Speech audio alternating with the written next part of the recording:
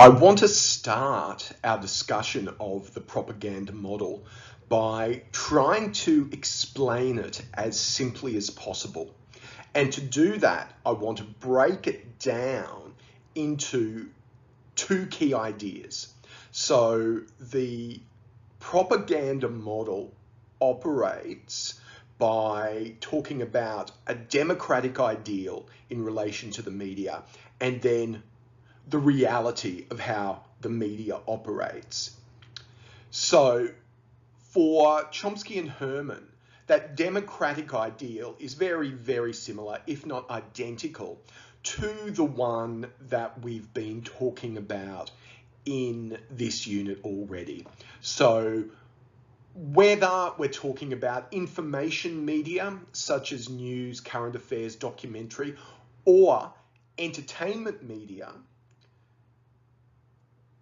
the media are intermediaries that reflect public opinion and discuss important topics, and as a result, allow us as audiences, as citizens, to become informed about what's going on in the world.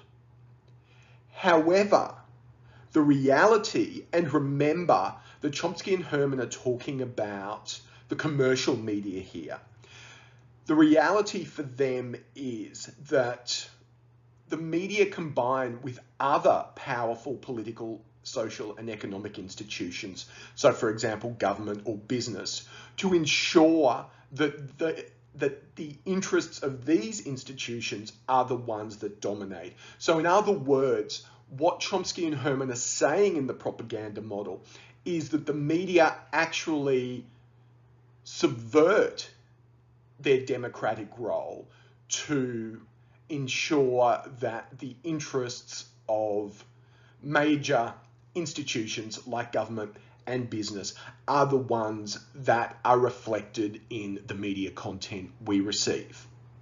So we have the democratic ideal versus the reality, and that's the imbalance, if you like, that the propaganda model is based on. And the model flows in this way. So there are kind of four central processes or tenets, if you like, associated with the propaganda model. So we begin with the propaganda model being concerned centrally about the relationship between politics and communication. So how do political power and communicative power intersect and operate? So in other words, the propaganda model is concerned with how certain ideologies and ways of looking at the world become seen as natural or as a normal part of the way the commercial media operates. And as a result, the media shape public opinion by controlling how ideas are presented, and also by limiting the range of opinions and possible or credible alternatives to solutions. So the media shape public opinion by, first of all, controlling the ideas that are presented, and also by limiting the range of possible alternatives to the issues that are being discussed. And we're going to have a look at how that operates in relation to some concrete examples throughout the course of this module. The interest, or the central interest, of the propaganda model is how the commercial media manufactures consent and consensus. So in other words, how the media convinces us to accept what it is that it presents to us, or what it is that it feeds us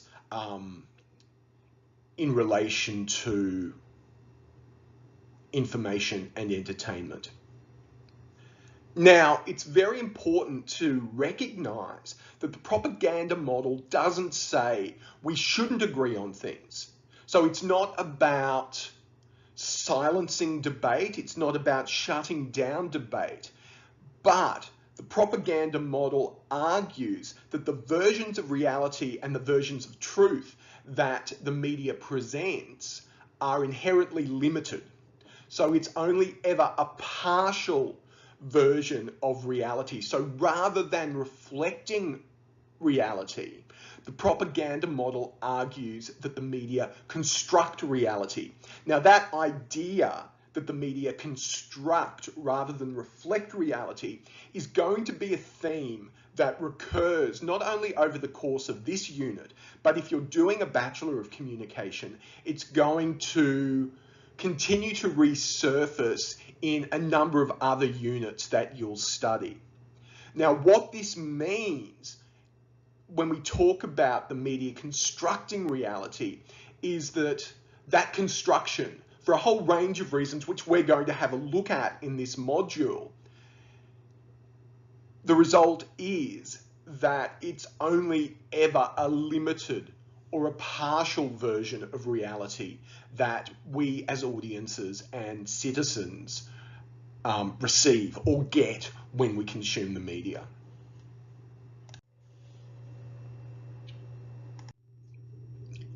Now, it's important to understand that Herman and Chomsky are not saying the commercial media only produce and circulate propaganda.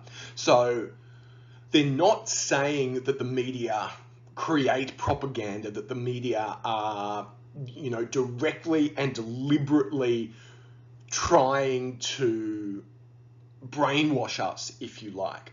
They're not saying that at all. Although, if you read some of what Herman and Chomsky say, and if you read some of the interpretations of the propaganda model in the readings for this week, you'll certainly get that impression. So if you begin to think that, Herman and Chomsky are kind of talking about the media, the commercial media as operating according to some form of thought control, if you like, then, you can be forgiven for thinking that. But that's not really what they're about.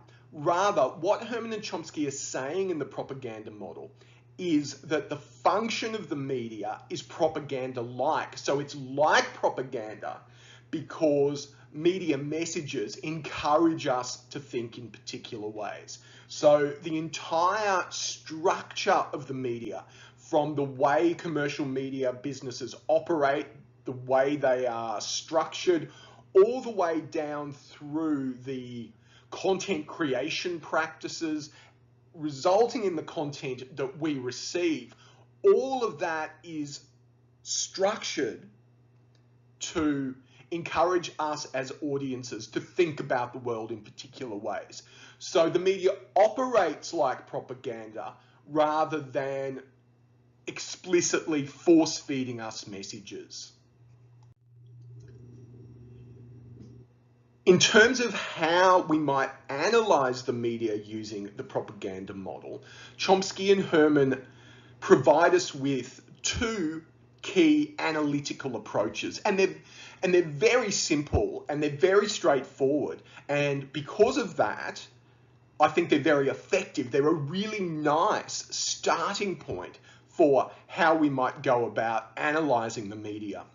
So the first analytical approach that Chomsky and Herman provide for us is this idea of highlighting contradictions and hypocrisies in media activities by comparing different types of media coverage. So for argument's sake, you might compare the way a particular issue is discussed on commercial media as opposed to public service media, the ABC or SBS for argument's sake. Or you might compare the way different forms of commercial media or different commercial media outlets compare a particular issue. And, we can see that hypocrisy potentially being exposed in this cartoon from the Pittsburgh Post-Gazette in the United States. And this is unfortunately quite a common contradiction and hypocrisy that has been exposed recently in relation to race in America and the way Black Americans are treated by police in relation to or in comparison with how white Americans are treated by police. So on one hand, we have the African American man being presented by the media as a thug who is inciting a riot, as opposed to the bikie who is described as a motorcycle enthusiast who is involved in a kerfuffle. So we can find examples of that type of hypocrisy throughout the media if we go looking for it. The second analytical approach that Chomsky and Herman suggest is a valuable way for examining the media is to explore the range of opinions that are presented in any particular piece of media. So this could apply to news and current affairs all the way through to reality television, sitcoms or dramas, websites, social media posts. So they ask us to look at what opinion dominates a particular piece of media coverage. So what opinion dominates the media coverage? What opinion or opinions might be considered secondary or even wrong? So what opinions are downplayed or what opinions are discredited? And thirdly, Chomsky and Herman ask us to consider what opinions aren't even considered at all. So when discussing a particular issue, such as race, such as the way people from non-Anglo cultures are treated by the police, what opinions aren't presented at all? So these two very simple but very effective analytical techniques, the idea of exposing contradiction and hypocrisy in different types of media activities and examining the range of opinions presented in any piece of media, provide us with a really powerful way of exploring how the propaganda model operates. And we're going to do that over the course of this module with some examples of our own, and also you'll certainly be doing it in the workshops.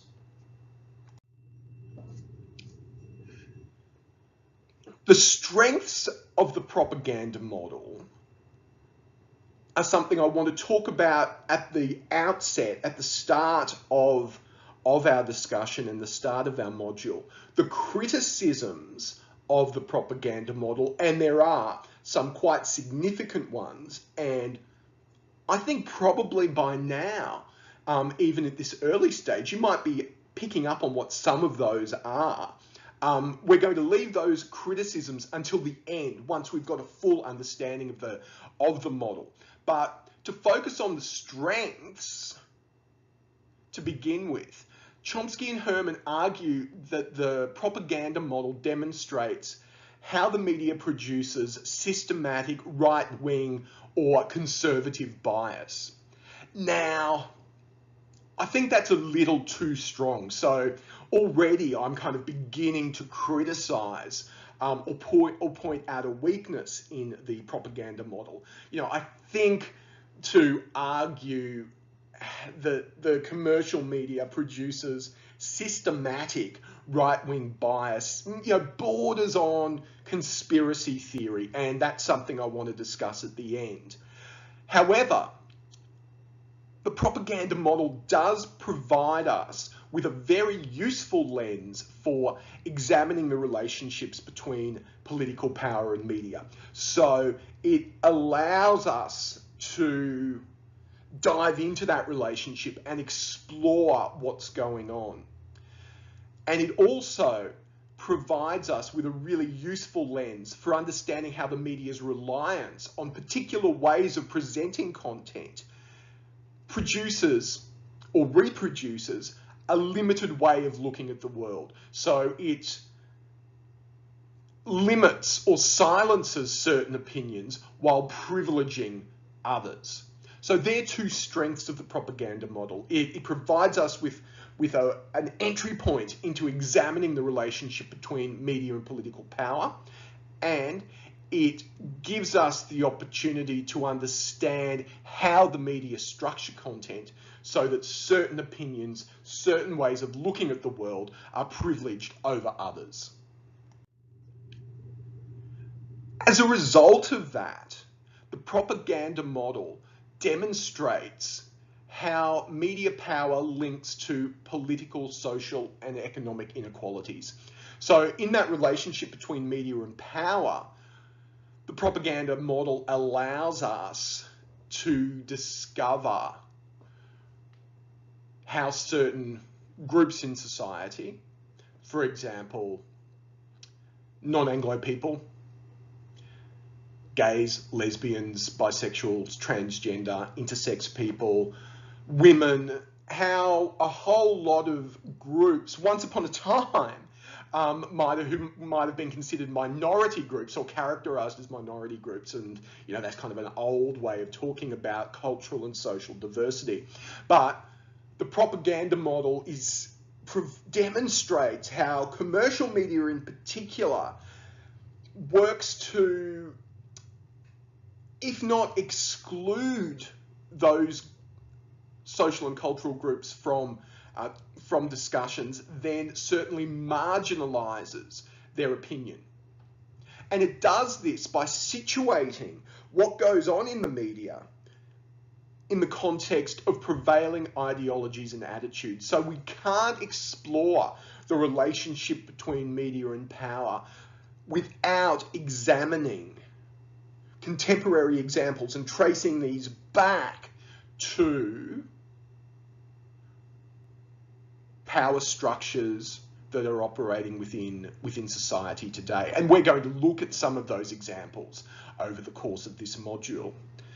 And as a result, all of this makes the propaganda model evidence-based at its core. So that's something that's really, really important to us in CCB 101, using evidence to present and construct arguments. So the propaganda model is a good one for producing evidence-based arguments. And that's something, again, we're going to see over the course of this module.